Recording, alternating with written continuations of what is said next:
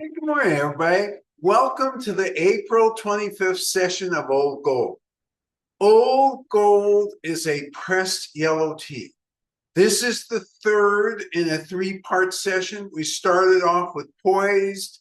Last week, we did First Steps, and today we're going to finish off with Old Gold. We've had Old Gold in the shop for quite some time. It's a wonderful tea. It's a tea that you can preserve for a long, long time. You could actually easily preserve this tea for 20 to 30 years. And we'll go through this morning a little bit of what's different about it versus the previous two that we've had. So let's jump right in.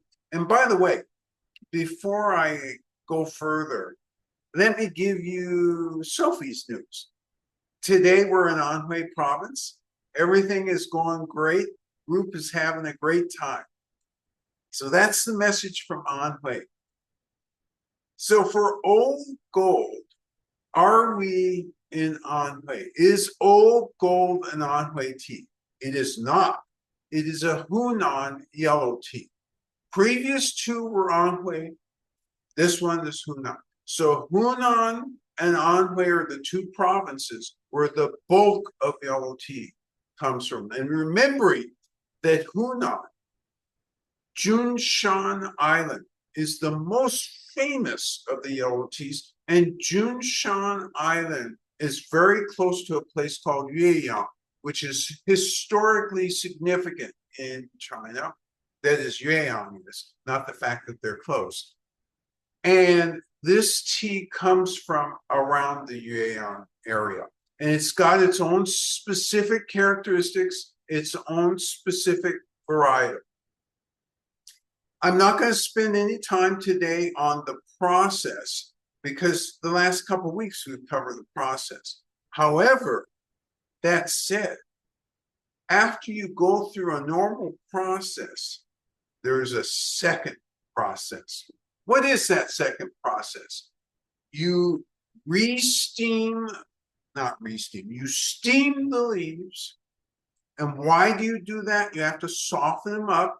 And then you put them, usually they've got this with these days they've developed a few mechanical devices to do this. But in the old days, you had heavy stones and you had molds and so forth. You put the tea leaves in the molds, you use the heavy stones to have a shape, or a piece of stone hit the leaves and form a shape. And that's how you create these small rounded shapes. And these days they use other machines a little bit faster to do. But the principle is the same. You steam, so remoisten, you make it into the shape, and then you dry it. And the drying is usually a slow drying. You can apply a little heat if you want to, but most of the time they air dry. What would be the circumstances in which they wouldn't air dry? Well, they don't have enough space, and so they need to do it a little faster. That would be one circumstance. Or if it just rains every single day, day after day after day, then applying heat will help it dry out. So what is the characteristic of Hunan varietal versus the Anhui varietal? So instead of talking about varietal, let's talk about what they brought out of the varietal. Because remembering, these farmers have incredible lineages, and they have ways of bringing out flavors that farmers in other areas just wouldn't think of or wouldn't do. So within this area, there has a tendency to bring out more sweetness / florals. So that's what's really special about this. So I think what we're going to do is go ahead and I'm going to ask Biju to come forth and go ahead and show you how to do this.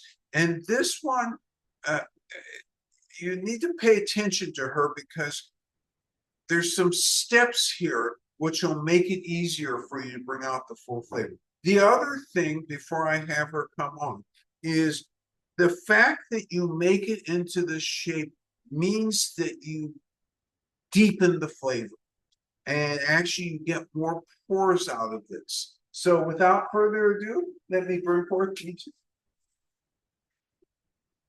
Hi, good morning. Yeah, everyone. Yeah. We do, the yellow tea, it's from Hunan. Yeah. It's called old gold. It's old gold. I'm still young. Okay. So old gold, so from the small cake. Yeah. So also, this is the just for me, yeah. Usual setup, yeah. a tray, 2 glasses, and a strainer. Nothing unusual about that. The only thing that's a little unusual is the fact that it's already in a cake form.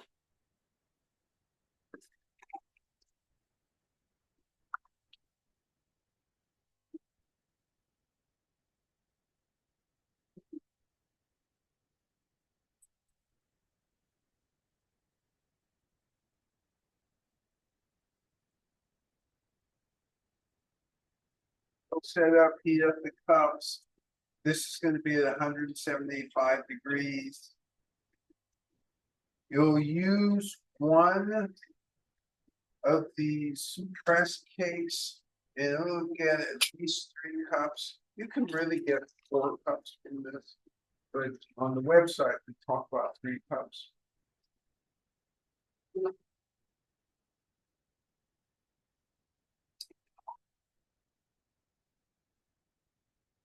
And you notice rhythm of Tea Master, whether it's in the cake form or in loose leaf, there's nothing that beats rhythm.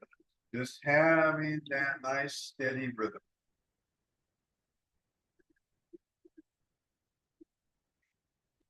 So it looks like you already broke up that cake. Yeah, this is beginning, yeah. So she broke it in half. Put the 2 halves in. Add the water.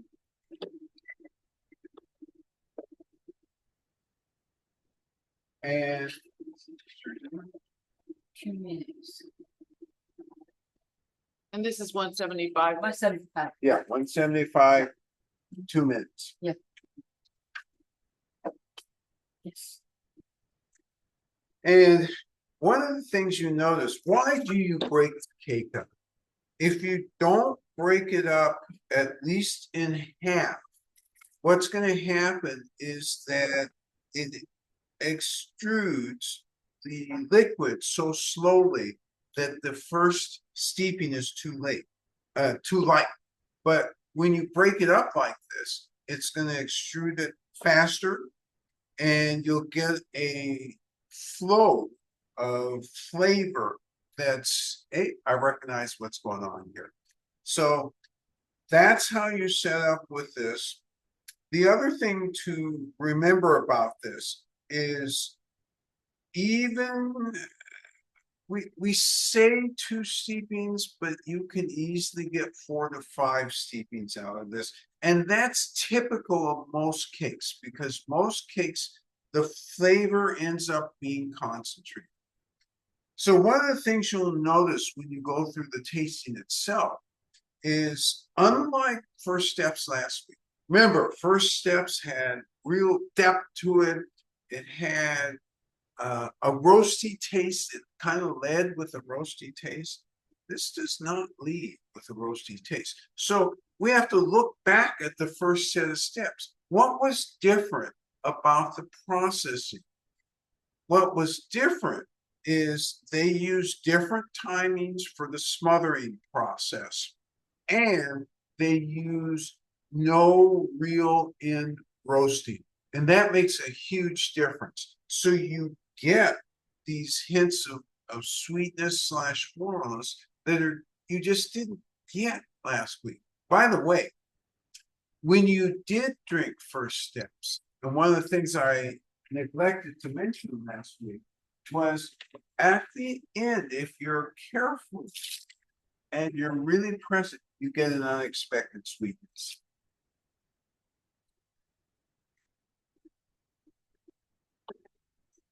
Okay, she's separated, and it's natural for these cakes to expand. So you see in the cup, just like in yours, it will have expanded a bit and start to disintegrate. You want that disintegration because the next steeping is going to extrude even faster.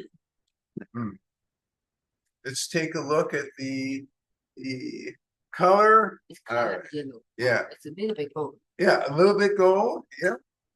Are there other teas? You have some other teas in the shop, like the tower teas, green tower, red tower, that have the tiny compressed cakes. Are there? And then there's this, do you have other, right, The Dragon Eyes is one of those. right. And in China, doing this one size, what's the advantage? Why do they do this in China?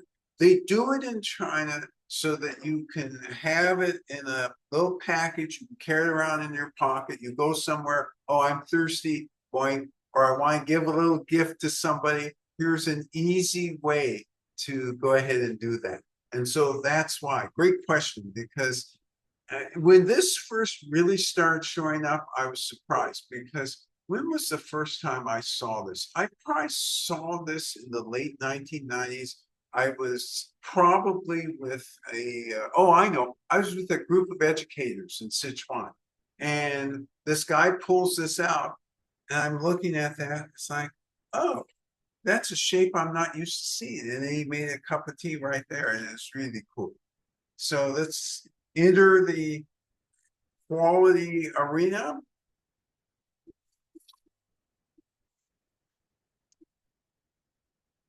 Oh my goodness. So you get astringency, you'll take note of that. You have aftertaste in this. And I'll tell you, that flavor is absolutely spectacular. And it just gets richer.